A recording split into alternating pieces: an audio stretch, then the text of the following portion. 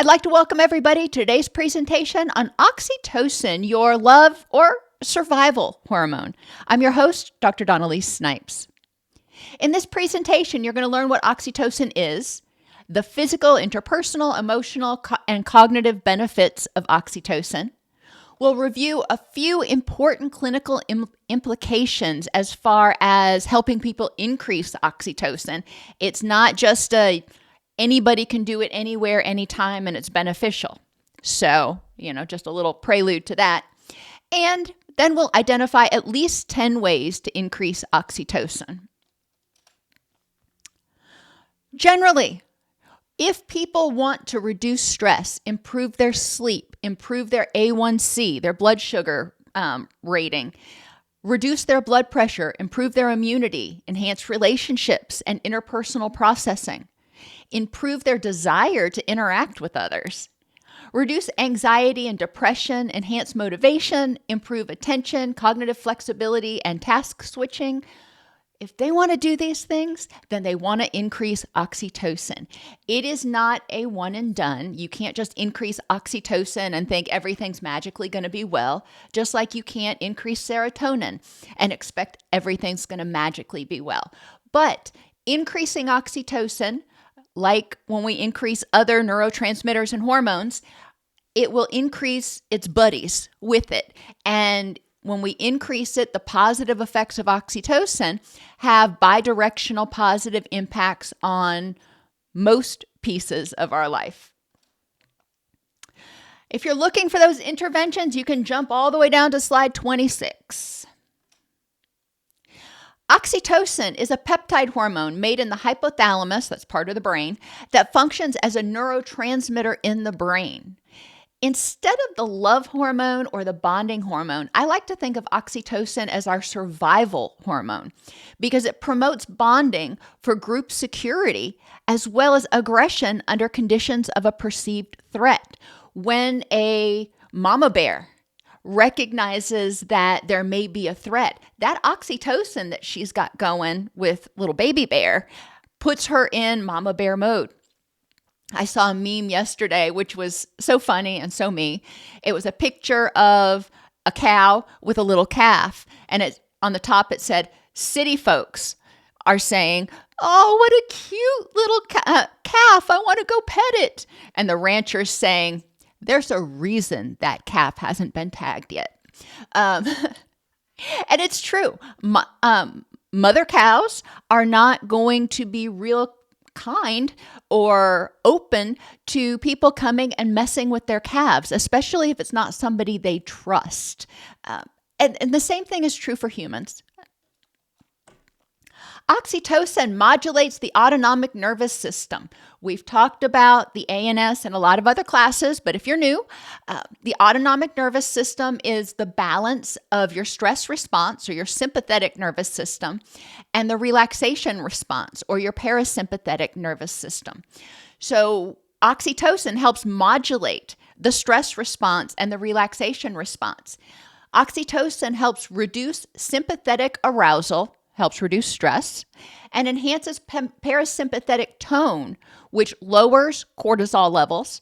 So when we start to reduce our stress, then our stress hormone cortisol goes down, which contributes to a feeling of physiological calm and safety. Again, this is only when oxytocin is released under conditions in which the person feels safe and or empowered. They can be going through something, even in session, if you're working with somebody and they are starting to get distressed. Having a therapy animal that they can pet can help them release oxytocin. Now, why? You're saying, well, they were feeling threatened. They were having a memory. They were experiencing something that was causing them to feel threatened, but in that environment, in the therapeutic environment where you're there, where the therapy animal's there, they actually recognize they're safe and they can engage that and override the stress response and say, you know what, I'm safe here and I'm going to downregulate. And so it's a big difference but it's also a nuanced difference in whether the person is going to benefit from increasing oxytocin. And you can really think about it from the perspective of, and I like using animal therapy, dogs particularly. If somebody is in whatever the situation is that's making them feel threatened, if you give them a dog to pet, is it going to help them calm down? If they are in the middle of a bank robbery and you give them a dog to pet, that ain't going to do no good. If anything, it may increase their aggression because now they want to protect the dog too. If they are experiencing distress at home, they find out that a loved one is ill. An animal, they're experiencing distress, but an animal can, when they pet that animal, can raise their oxytocin and help them feel kind of more grounded, if you will. Oxytocin helps with circadian rhythm alignment, and y'all know how important circadian rhythms are to your overall health, well-being, and mental health. When your circadian rhythms get out of whack, then you're not going to sleep well. Your gonadal hormones, your thyroid hormones, and your neurotransmitters are going to be all out of balance. So your circadian rhythms are essential. Because oxytocin stabilizes cortisol levels and increases the relaxation response, increases parasympathetic tone, and regulates hormone balance and blood sugar in your body, it can help stabilize those circadian rhythms. When we're stressed, when our cortisol levels are high, our body doesn't secrete melatonin, and therefore we don't get to sleep as well. We don't get quality sleep. So by reducing cortisol, by increasing the activity of that relaxation response, by helping the person feel grounded, feel calmer, if you will, it can reduce a lot of stress on the body and stress in the mind and help, again, set those circadian rhythms so the person can relax when it's time to relax. Oxytocin promotes melatonin release and circadian rhythm synchronization. That's another interesting thing. Remember, I've said repeatedly that our circadian rhythms are set by light levels, by temperature, as well as by our activities, especially social activities. If we're interacting with other people in a stressful way, we're not going to get to sleep as much. If we're interacting with people in general, we're probably not going to drift off to sleep because, that's kind of rude. But we can, in relationships where we feel comfortable, feel calmer and feel happy and then be able to go to sleep after that. So oxytocin improves sleep quality and time spent in deep sleep. That's where all the junk is cleared out from the day, which is so important, so you wake up feeling refreshed. And it does this through enhanced circadian signaling and parasympathetic tone. So there's circadian rhythms, because it's a rhythm and it sends out signals to your body about when to secrete what, it's enhancing that circadian clock or the circadian signaling. Supports physical healing, immune functioning, and energy regulation. All of these things are positive. We want all this to happen. So increasing somebody's ability to promote oxytocin in their body when it's time to relax, when it's time to get ready for bed, can be a huge help. Oxytocin is a vasodilator that lowers blood pressure and improves heart rate variability and reduces the risk of cardiovascular disease over time. When somebody is increasing oxytocin under conditions in which they feel safe, it helps them relax more. When they are increasing oxytocin intentionally as a distress tolerance activity, they're saying, okay, I'm feeling stressed and I need to downregulate. That helps reduce the amount of time and the intensity of that the body stays in that stress response, which is wonderful. When we stay in that stress response too long, the sympathetic nervous system becomes dominant and the parasympathetic nervous system becomes too weak. When our ANS, when our sympathetic and parasympathetic nervous systems are balanced, then we see improved heart rate variability. We see the heart able to jump into action when it's time and to chill the heck out when it's not time to do whatever. And this can help reduce a lot of cardiovascular issues. It also reduces blood sugar spikes. Oxytocin inhibits pro-inflammatory cytokines and enhances immune resilience. Remember, pro-inflammatory cytokines are those things in our body that increase inflammation.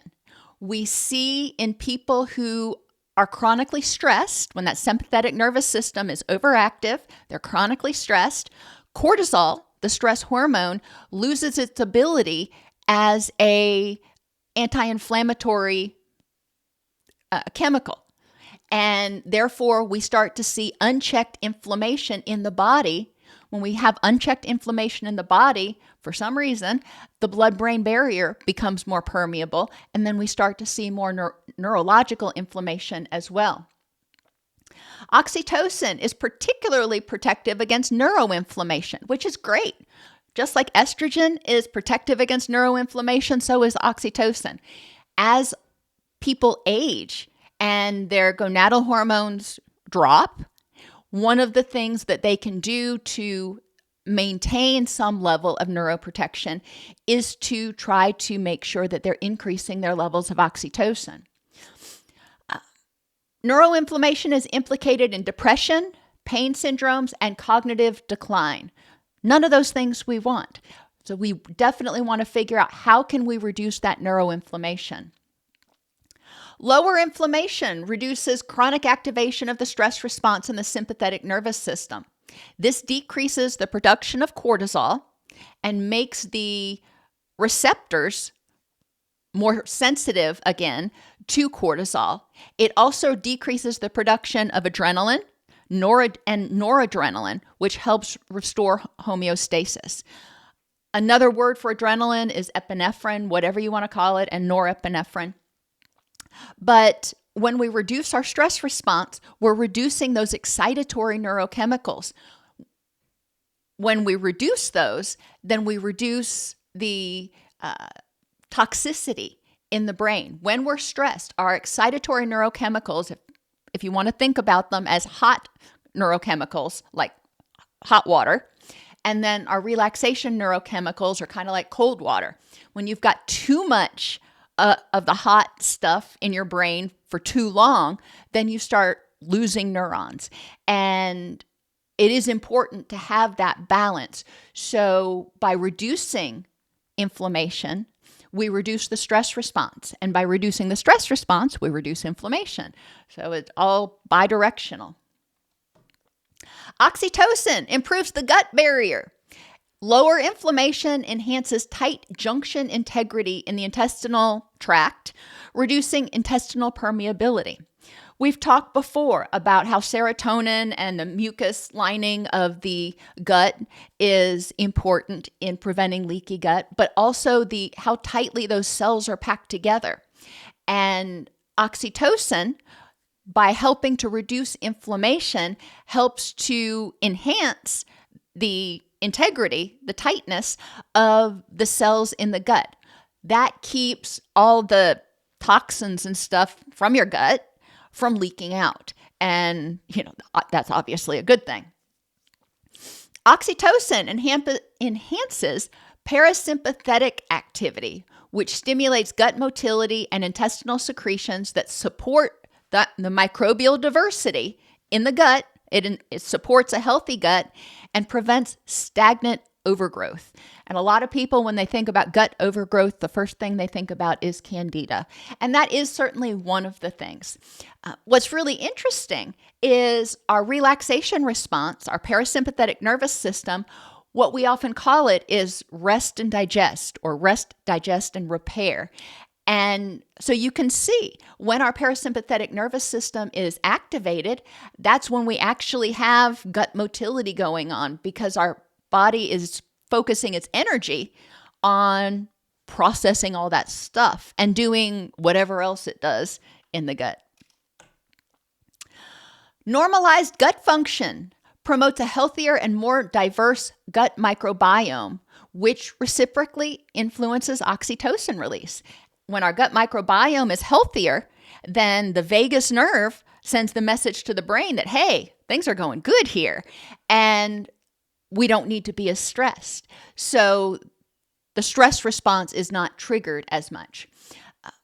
It also influences neurotransmitter creation and, by default, mood regulation. A lot of our neurotransmitters are created in our gut and communicated and sent wherever they need to be, partly through the vagus nerve. So it's interesting that oxytocin, by reducing stress, reducing inflammation, can help heal our gut and help us balance our gonadal, thyroid, and neurotransmitter hormones. Better gut function enhances the uptake of essential nutrients, including iron, B12, and tryptophan, stabilizing energy levels and supporting neurotransmitter synthesis. In other classes, I've shown you all a diagram before that shows how tryptophan is broken down, but in order to break tryptophan down into 5-HT, we also need to have zinc and calcium and iron and a bunch of other vitamins and minerals.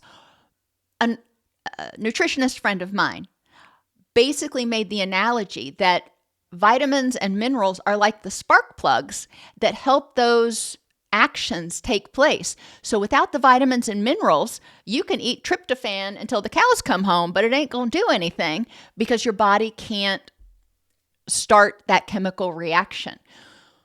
By having a healthy gut and allowing the body to be able to absorb all of those nutrients, then it has the spark plugs it needs to trigger the chemical reactions that help make the hormones and neurotransmitters that we need. Frequent oxytocin release is associated with social safety and enhances natural killer cell activity and antibody production. Most of us know that when we are stressed, our immune system goes down. Inflammation goes up, immune system goes down. It's just a bad thing. When we release oxytocin, and that helps us activate that parasympathetic nervous system, which helps us downregulate. I try to avoid using the word calm down, but it helps us downregulate and reduce that systemic overactivity. That allows the immune system to function more effectively. Through improved immune regulation and reduced inflammation, oxytocin indirectly reduces the risk for diseases like cardiovascular disease, diabetes, and autoimmune issues. Cardiovascular disease, inflammation. Autoimmune disorders, inflammation. Diabetes, high blood sugar, and insulin resistance as a result of that high blood sugar. Now, how does diabetes fit in there? Remember, every time we get stressed and our stress response is triggered, that HPA axis is triggered, the brain tells the body to release sugar into the blood to prepare us for fight or flee. Even if there's not actually a threat out there, when that system gets triggered, blood sugar is released. And when that happens too often, because a person is chronically stressed, then the insulin receptors start becoming more resistant. Oxytocin binds to receptors in the spinal cord and brain regions. Who knew? Apparently the researchers did. Oxytocin binds to receptors in the spine and brain regions involved in nociception, which is pain perception. This raises pain thresholds and reduces the perception of pain. You may feel the same amount of pain. Your nerves are experiencing the same pressure, as doctors sometimes call it, but it doesn't feel as painful. And that's so interesting. Oxytocin also increases endogenous opioid activity. So it goes into our brain and says, hey, we need to release some some of that natural opioid that we have for pain killing. Improved baseline immune function and reduced pain enhance people's ability to engage in physical activity, maintain routines, which helps with those circadian rhythms, and recover from illness or injury. All of those things reduce stress. Reduced stress leads to reduced inflammation. Reduced inflammation leads to a healthier gut and a healthier person overall. In terms of metabolic regulation and feeding, oxytocin has its little grimy mitts in there too. Oxytocin improves A1C. That is a measure of how well your body is handling blood sugar and lipid regulation, and especially during times of social bonding or maternal care. When people feel relaxed, when you're experiencing bonding moments, when you're feeling cared for, when you're feeling safe, then guess what? Your blood sugar is not going to be going all over the place like this. So your A1C levels are going to improve. Your insulin sensitivity is going to improve. Oxytocin has appetite suppressant effects and influences energy and homeostasis via the hypothalamus. I think this is interesting. A lot of people, I want you to think about people you've worked with who are emotional eaters or even binge eaters, but especially those who identify specifically as stress eaters or emotional eaters. Why is that? Well, they're trying to self-medicate. They may be trying to distract themselves, but the foods that they gravitate to are generally high sugar, high processed, really yummy foods that aren't so good for the body, but it causes the release of serotonin and dopamine and some endogenous opioids and things. Oxytocin has an appetite suppressant effect, and when people experience situations in which they feel safe, in which they feel loved, their oxytocin is higher, and they're not going to feel as stressed. Therefore, they won't be as hungry. That's a long way of saying if you've got somebody who's an emotional eater, helping them increase oxytocin may help them divert their urges to binge eat on high-fat, high-sugar foods to something else that will also help them downregulate. Oxytocin inhibits the intake of palatable, high-calorie foods by interacting with dopamine and reward pathways. So again, if you have a stress eater, they're trying to increase that dopamine and serotonin. If you have somebody that is experiencing a surge in oxytocin, you're going to have an increase in dopamine and serotonin. Oxytocin does what the highly palatable foods, as they call them, also does. So it can replace that activity.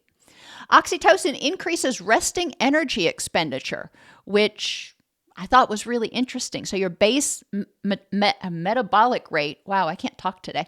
Your base metabolic rate can increase when oxytocin goes up. The thought behind that is that when we are under chronic stress, our body is trying to conserve energy. It doesn't want to burn any more energy than absolutely possible, so it has those reserves for when it's time to fight. And when people aren't feeling stressed all the time, the body goes, oh, hey, we can burn some of that energy. No big deal. We'll get more in a little while. Weight stabilization reduces the risk of obesity-related inflammation and metabolic syndrome, which is another side benefit of increasing oxytocin, helping people relax so their base metabolic rate goes up, so they don't have as much in the way of cravings for dopamine, for foods that promote dopamine and serotonin. In terms of your thyroid and your gonadal hormones, reduced cortisol allows for improved regulation of thyroid, gonadal, and growth hormones, all of which are suppressed under chronic stress conditions. So again, we want to reduce cortisol. To do that, we've got to reduce stress. To do that, we've got to figure out what's causing the stress and how to intervene. chronic oxytocin release. And I thought that was an interesting word that they used in the research, so I used it here. Chronic oxytocin release, which is a good thing. It sounds bad, but it's really a good thing. Really, it reduces cortisol levels that inhibit thyroid stimulating hormone and conversion of T4 to active T3. When our thyroid releases T4, in order for it to be useful to us, it has to be converted to T3. And when we're under stress, that doesn't happen as readily. Additionally, and I didn't mention it here, but I will anyway, there's another enzyme that breaks down T3 and sort of cleans up the situation after the T3 is not needed anymore, if you will. But under stress, that enzyme breaks down T3 more quickly than it's actually supposed to. So either way, people may start feeling very hypothyroid and actually being objectively hypothyroid under conditions of chronic stress. Hypothyroid is associated in many situations with chronic physical, emotional, cognitive stress. Estrogen in both genders increases oxytocin receptor density and enhances oxytocin sensitivity. When estrogen levels are high, people tend to be more sensitive to others around them, which can be overwhelming for people who are already highly sensitive. Testosterone and oxytocin often antagonize each other. High testosterone, and this is another really fascinating thing, high testosterone may dampen oxytocin's prosocial effects by down-regulating receptor sensitivity. So when testosterone's really high, not just normal, but when you're getting a surge of testosterone for that fight, it is going to inhibit oxytocin. That way you can go ahead and fight, you can compete. And it's not as so you're not being as pro-social. You're not worried about hurting people's feelings or whatever. You're going in there.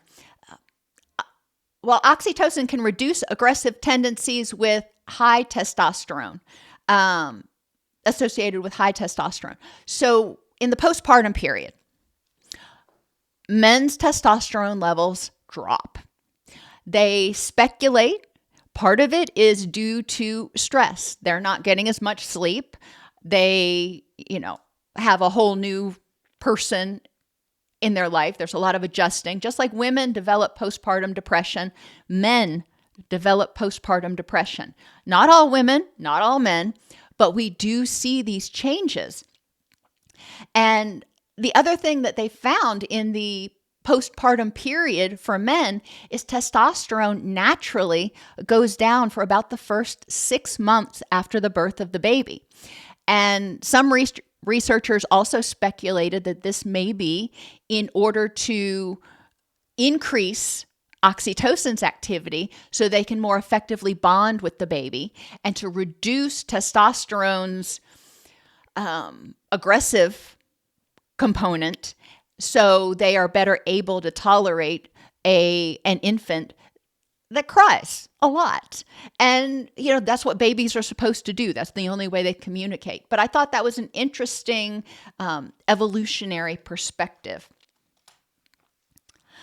Oxytocin increases serotonin release and receptor sensitivity in social and emotional circuits. So not everywhere. We've got serotonin receptors everywhere.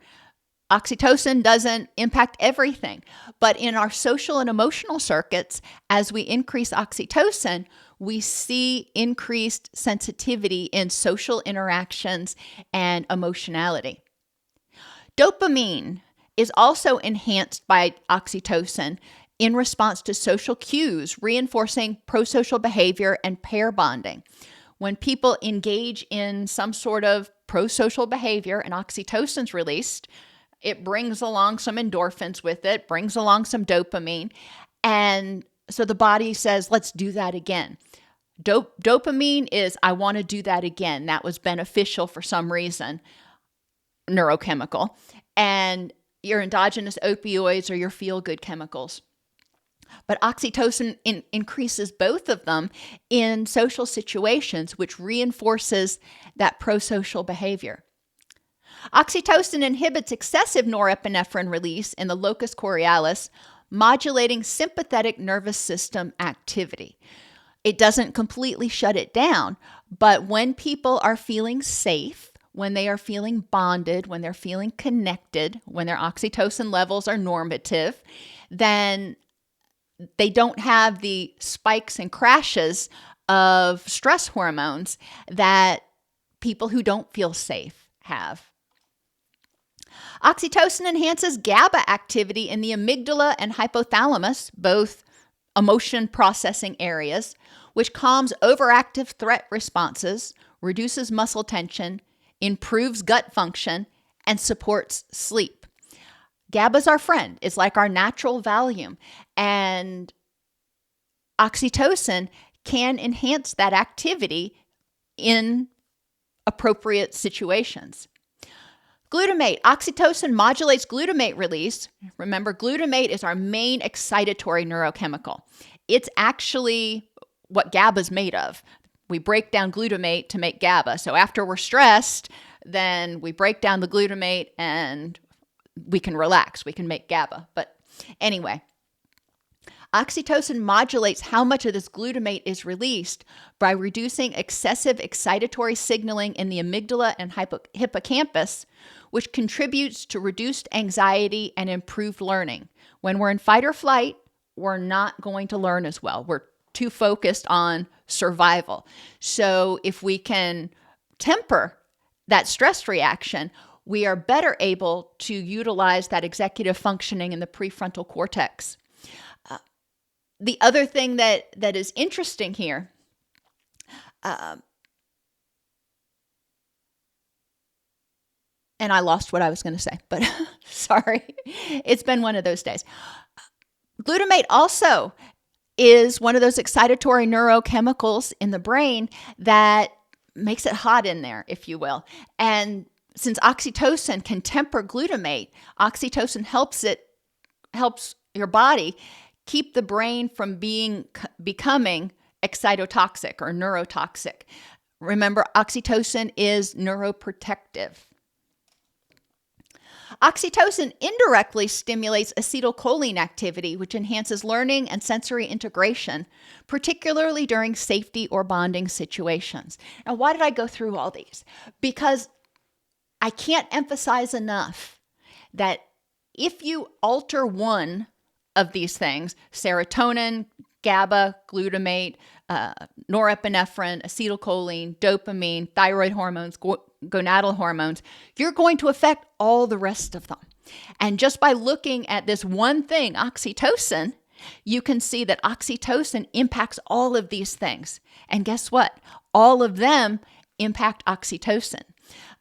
It's always a bidirectional sort of thing in our bodies. In terms of anxiety disorders, oxytocin calms the amygdala, which is our fear processing area, and modulates GABA, our natural Valium, and norepinephrine, reducing hypervigilance and somatic anxiety symptoms. And I think it's important that we recognize oxytocin is not going to suddenly change how somebody thinks or their perception of their emotions, but oxytocin will help downregulate the autonomic nervous system. So that somatic anxiety, the knot in your stomach and the trembling hands and the racing heart and the fast breath, that calms down. All those physiological symptoms are going to be reduced with the secretion of oxytocin and consequently GABA. Oxytocin reduces testosterone-driven reactivity and inhibits the amygdala's fear-threat circuitry. Yes, at the beginning of this presentation, I said in certain circumstances, oxytocin can actually trigger aggression, but that is only when the person feels like they are having to defend either themselves or they're having to actively defend their child or something else. So when oxytocin is released under circumstances other than that, it helps inhibit the fear threat circuitry. So the amygdala doesn't just kind of go wild. Context matters. Oxytocin may enhance in-group favoritism or defensive aggression if the environment feels unsafe. I said at the beginning, this isn't necessarily just our love or bonding hormone. It is our survival hormone. And it's really interesting because if I'm in a group and something is threatening my group and I feel the need to defend it in order to protect my group, protection, bonding, connection stimulates my desire to protect myself. In ADHD, oxytocin interacts with dopamine in the prefrontal cortex, modulating motivation, attention, and reward anticipation. This is huge in ADHD, which is one of the reasons that animal-assisted therapy works really well with people with ADHD, because it can help them counteract some of the symptoms that they have, because oxytocin actively helps them focus more on what they need to focus on, pay attention, and anticipate those rewards. In autism spectrum disorder, individuals show oxytocin receptor gene differences and reduced endogenous, natural oxytocin. They've started studying in people with autism spectrum disorders and schizophrenia spectrum disorders the use of intranasal oxytocin. And they found that it does improve social cognition, emotional recognition, eye contact, and sometimes even prosocial behaviors. Avoidance. I know that's not a DSM diagnosis, but we do see a lot of avoidance in various disorders as well as in avoidant attachment. Oxytocin enhances activity in the medial prefrontal cortex in response to social stimuli. Prefrontal cortex, your executive functioning. In response to social stimuli, your brain starts going, oh, when oxytocin's there, your brain starts paying attention. Oxytocin says, hey, this is going kind of cool. Why don't you wake up and kind of pay attention to what's going on? This increases reward salience and social motivation, reducing avoidance behaviors in socially safe situations. If the person feels safe, that oxytocin gets released and they start having a different experience in that social situation. Individuals with high attachment-related anxiety or avoidance can experience defensive reactions when oxytocin is released, especially in ambiguous or emotionally risky contexts, which is why we don't want to increase oxytocin for everybody, everywhere, all the time. No, we can't say that. We don't want people being in situations where they feel unsafe, where they feel like they might be attacked emotionally or even physically, and have them try to increase oxytocin. That doesn't make any sense, because in those situations where they feel risk, remember, oxytocin is going to say you want to survive. So you need to pay attention. In avoidantly attached or individuals or people with avoidant personality disorder, oxytocin systems may be hypo-responsive. So when they're supposed to activate social learning and dopamine and all that stuff, it just doesn't. It's not as responsive as it needs to be. Or we've also seen where oxytocin amplifies threat perception, reinforcing avoidance rather than reducing it. And the thought is that when people experienced their first attachment experiences, that it was so painful that they started associating that feeling that they get when oxytocin is released with pain and distress. So now, as older people, now that they're not in that acute situation, the sensations associated with the release of oxytocin have been paired with trauma, and which actually amplifies threat perception.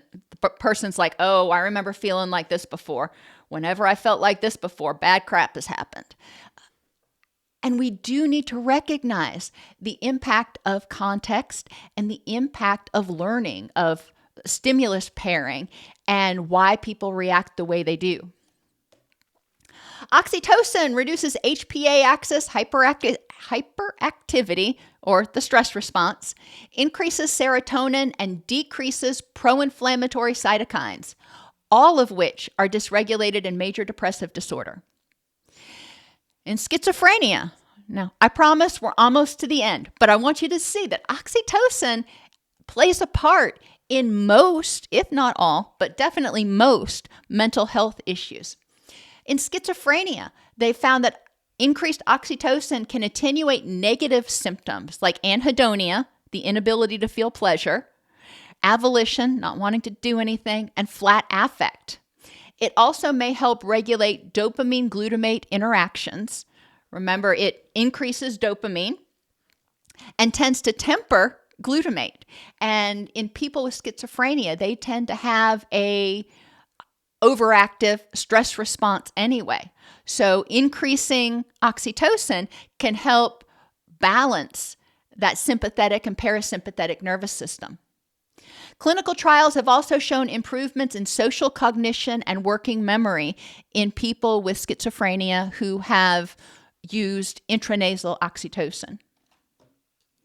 And finally, PTSD and CPTSD. Where would we be without talking about trauma?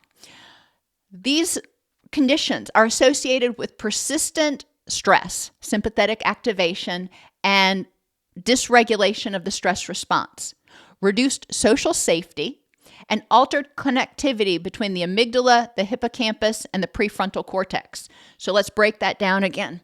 When people experience trauma, it generally, directly or indirectly, is related to another person. Therefore, a person who has PTSD or CPTSD often doesn't feel as safe around other people. So they have that reduced social safety, which means they're not going to want to be around a lot of people, which means their oxytocin may be low. And they have altered connectivity between the amygdala, fear processing, the hippocampus, emotion processing, and the prefrontal cortex, executive functioning, that helps you actually figure out what the facts are in this context at this time. So it becomes harder for them to interpret their feelings, and a lot of the schema become threat focused. Oxytocin helps by reducing amygdala reactivity to social and environmental threats. If the person is objectively safe, then helping them get grounded, helping them feel safe before they go into that situation. Then when things occur that may have triggered their stress response in the past, the oxytocin can help blunt that a little bit because they recognize they're objectively safe. It can enhance activity in the medial prefrontal cortex, supporting fear extinction and cognitive appraisal. So it supports the executive functioning ability to look at this feeling and decide, is this an actual threat in this context at this time? It modulates hippocampal function, promoting accurate encoding and reconsolidation of trauma memories. And it downregulates cortisol and reduces the overall load on the body, on the nervous system, through modulating the HPA axis. Okay, I was wrong. Personality disorders. Narcissistic personality disorder. People with NPD may show oxytocin receptor dysregulation and reduced empathy circuit activation. So they actually are wired differently. Oxytocin in people with NPD may increase empathy and cooperation, but can backfire if the person feels unsafe. In borderline personality, in safe relationships, oxytocin enhances trust and emotion regulation. But in those with attachment trauma, which is most people with BPD, Oxytocin may increase mistrust and hypervigilance because, again, it's been paired with that trauma in the past when they felt like they were bonding with somebody, they started to feel safe, then all of a sudden the rug got pulled out from under them.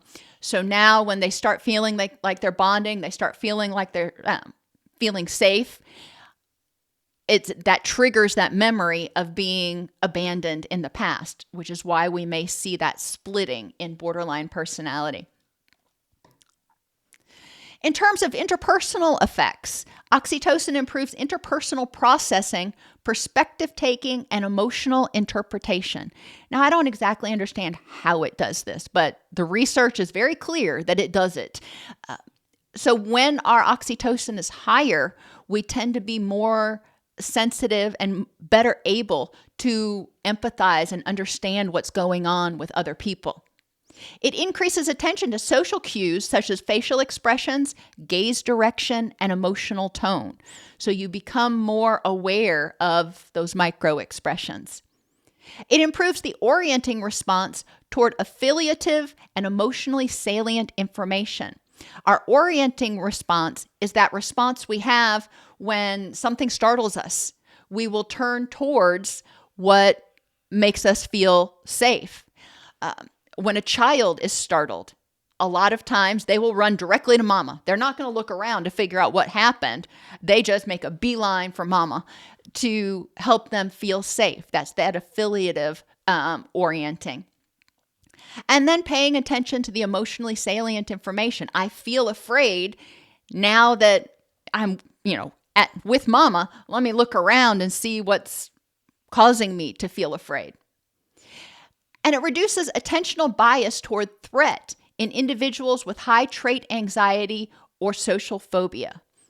If they feel safe, it can actually help them downregulate so their medial prefrontal cortex can be more active in helping them actively process what's going on instead of being in a full-on fear-based reasoning place. It facilitates memory reconsolidation during the therapeutic reprocessing of relational trauma and enhances encoding of positive social memories and interpersonal safety experiences. So when you have that surge of oxytocin, it feels pretty good. So you are more likely to encode that situation positively. And so oxytocin can help our brain remember that. Oxytocin only reduces sympathetic activity and increases what they call approach behaviors when safety and predictability are present. The person needs to recognize objectively that they are safe at the moment and they can anticipate what's coming. If it's a completely chaotic situation, they're probably not going to feel safe, and it's not going to feel predictable either. Increasing oxytocin in the presence of a threat can increase aggression, and increasing it willy-nilly will likely be ineffective. It must be a mindful intervention implemented by the person to improve particular parameters. When they're feeling distressed, they choose this distress tolerance activity that helps increase their oxytocin. When can you use it? Upon awakening, but after becoming grounded. So you wake up, you kind of get your bearings, you realize who you are, where you are, when you are. Then you can increase oxytocin, and that can help get the day started well. Prior to sleep, to reduce cortisol levels. After or during upset in a way that helps the person feel safer. And that is so crucial. If they're doing this, the goal is whatever they're doing to increase oxytocin helps them feel more connected, helps them feel safer, helps them feel like they're building a arsenal, if you will, of resources to help them stay safe. Throughout the day, when the person feels safe and is wanting to enhance feelings of relaxation and connection, they can increase their oxytocin. Or when feeling pain and believing they have the power to address it, they can engage in some of these behaviors that increase oxytocin, because we know oxytocin helps reduce pain. And it can be really helpful for children going through physical therapy, for example, if they've also got a support animal with them. We can use it in sessions when the person feels safe with the therapist. They feel safe in the therapy room, in a dynamic that models a healthy relationship, possibly the parent-child nurturing dynamic, where the therapist helps the person feel safe. It's like, that I will keep you safe. You're going to be safe as long as you're in these four walls. We can use it in those situations to help them address distress, to downregulate, or to address negative symptoms like anhedonia. And that can be really powerful. If they're not feeling much of anything, we can help them engage in some of these activities and maybe start to feel something. When paired with gradual interpersonal exposure and co-regulation, oxytocin may support desensitization to rejection fears. What does that mean? When you're exposed to somebody and you want to do it with co-regulation. So if I am interacting with somebody, I want to try to pace my breathing in the same way that they do. And if they're calm, then if I pace my breathing with them, I'm going to maintain that calmer breathing, which can help me desensitize to those rejection fears.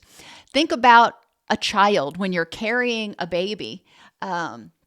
They're very sensitive to how fast you're breathing and to your tension levels.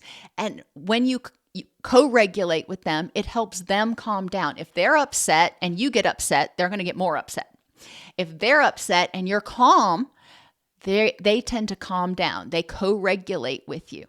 So in situations where somebody may experience rejection fears, co-regulation can be really helpful, especially with children. Behaviors to support oxytocin availability. Vitamin D modulates oxytocin creation, and more than 75% of people are vitamin D deficient. Eating tryptophan. You find it in meat, fish, eggs, edamame, milk, pepitas. Those are your pumpkin seeds.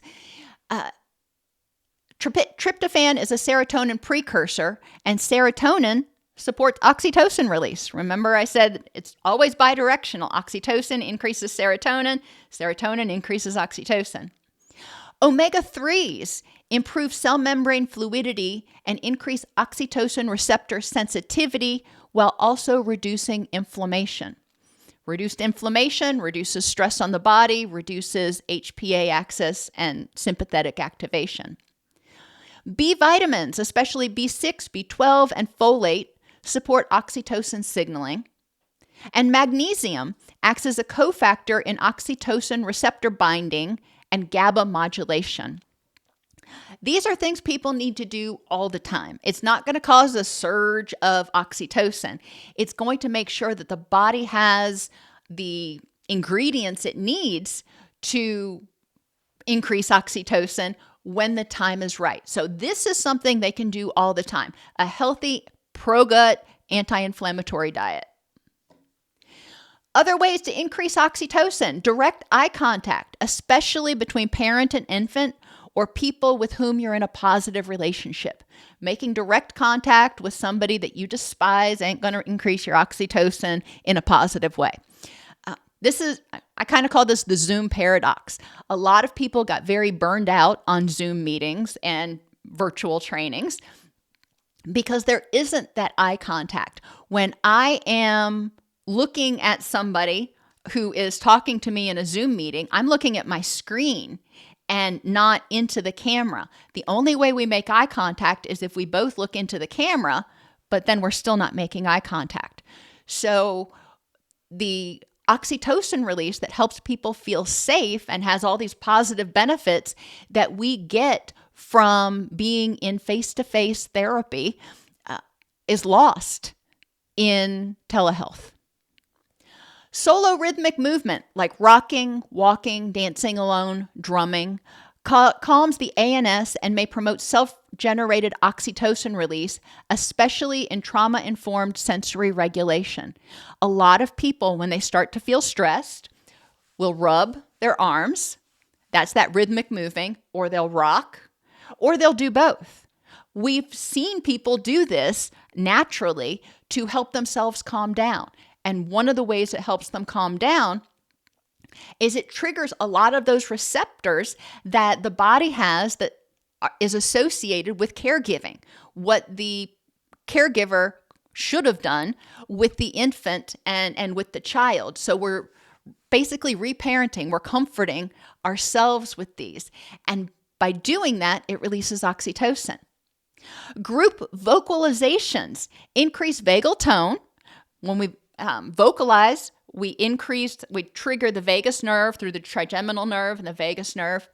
So that's a good thing. It synchronizes breathing. When we're vocalizing as a group, we're typically projecting, so we're slowing our breathing. And it boosts oxytocin and endorphin levels, which is why even singing in a group can help people feel more connected with one another.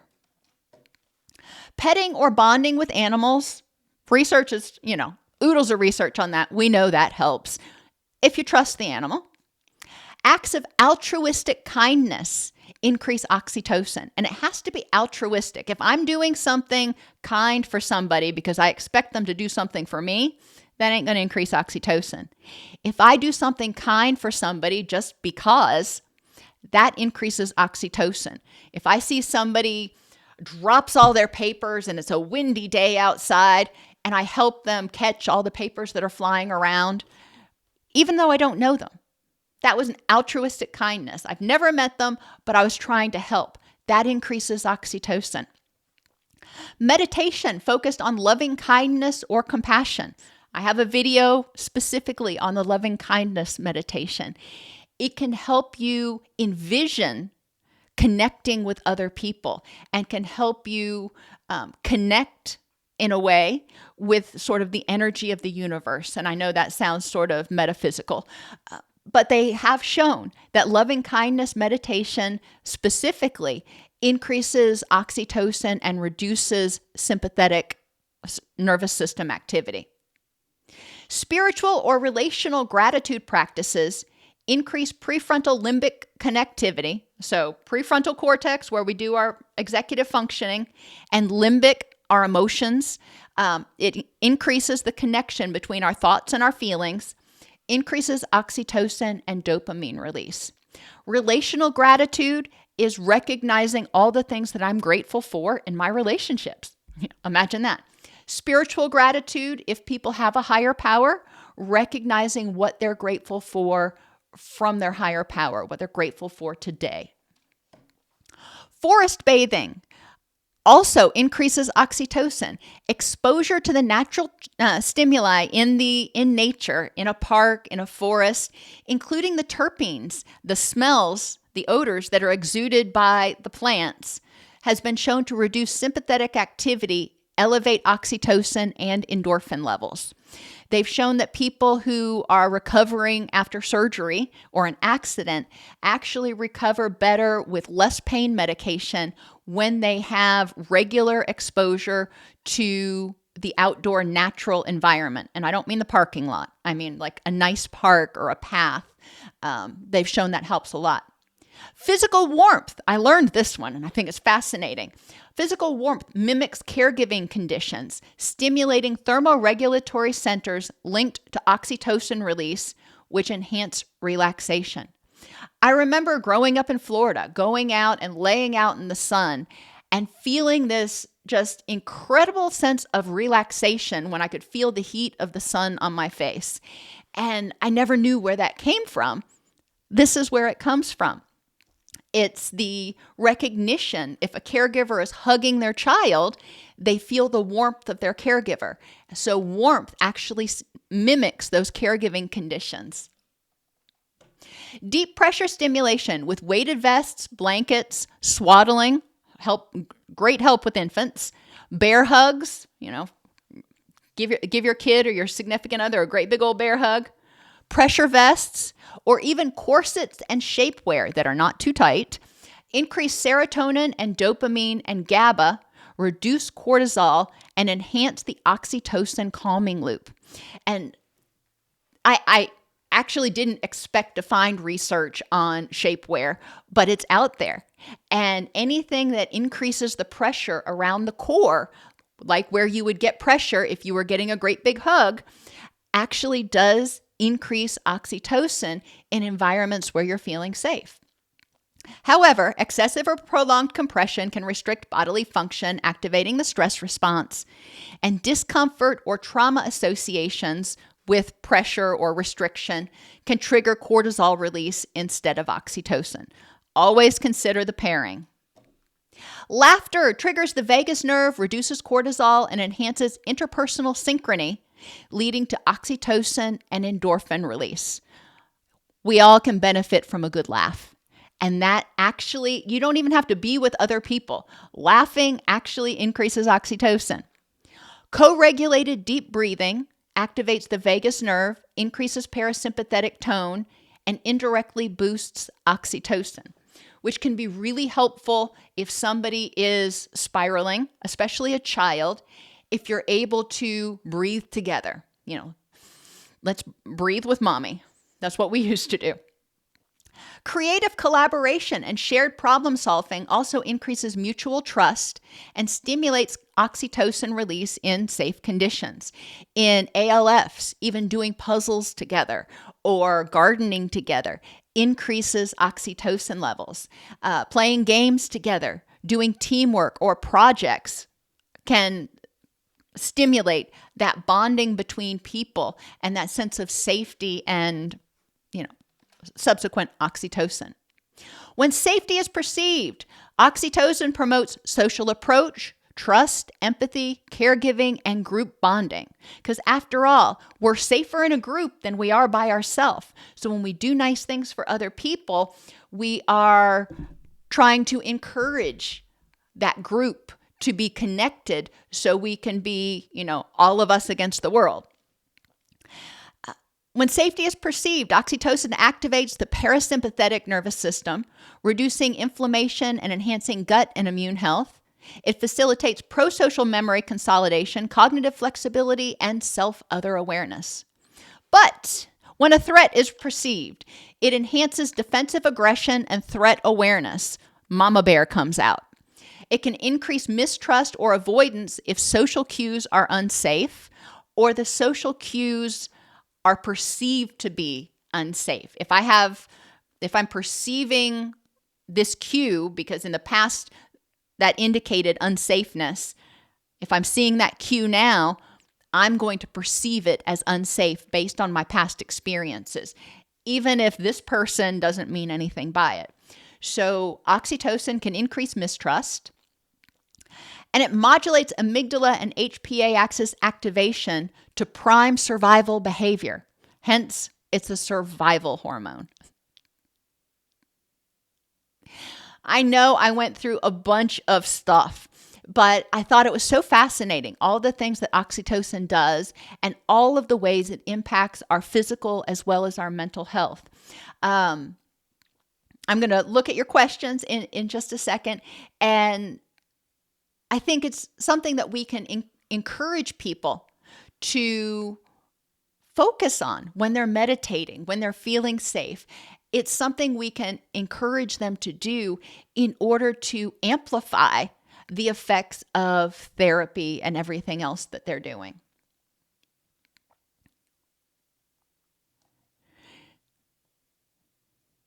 You are quite welcome, Jay Holmes. You are quite welcome, Laura and Paula.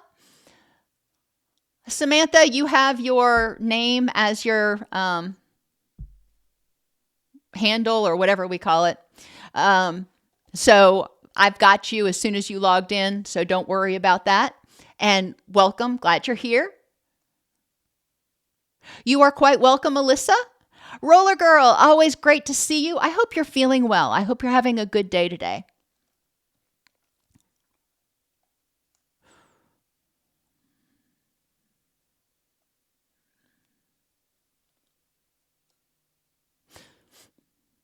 Well, hello from Belgium. Good to see you, Christina.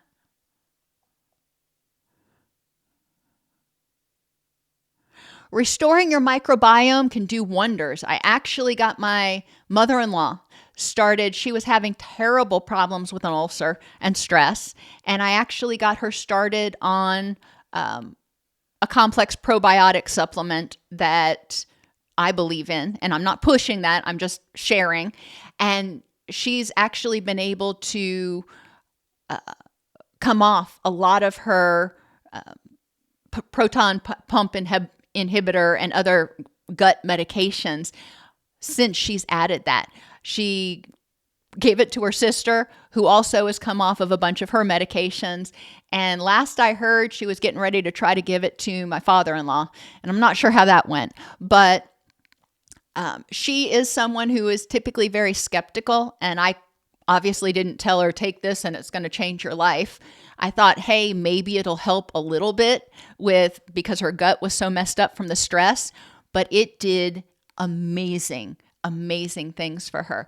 So the gut is really important in our overall health as well as our mental health. And when the gut is in pain, it sends that stress signal to the brain, which just intensifies all of the other distress in the body.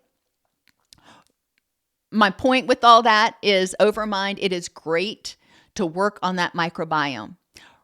Recognize, if you haven't watched the videos that I did on having a healthy gut, please do.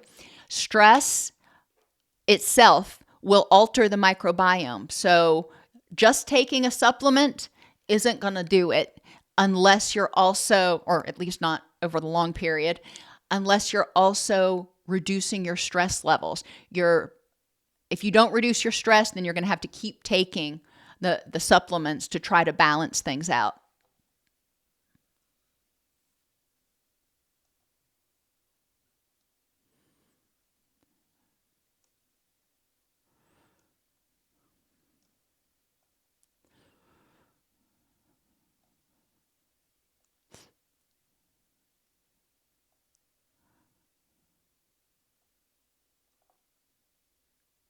Oh, Paula, I understand what you're saying about pollen allergies. I have wicked allergies to pine pollen, and we're looking for some property right now. And I keep finding these properties, beautiful properties that have been cleared and replanted in pine. And I'm like, oh, no.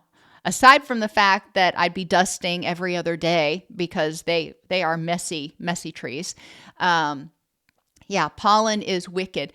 There is some research, and I'm not a medical doctor. I'm not recommending it. I'm just educating.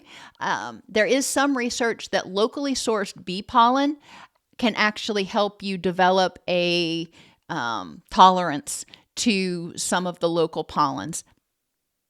You know, I would encourage you to do your own research on that. But I hear you about the different allergens.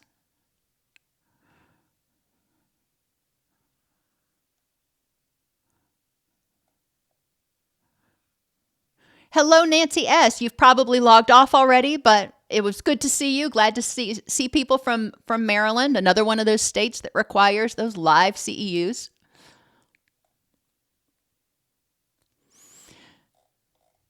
Okie dokie. I'm not seeing a lot in the way of questions, so I am going to go ahead and log off. Have a wonderful rest of your week, and I will see you on Monday for the live AMA and then next Wednesday for our CEU class.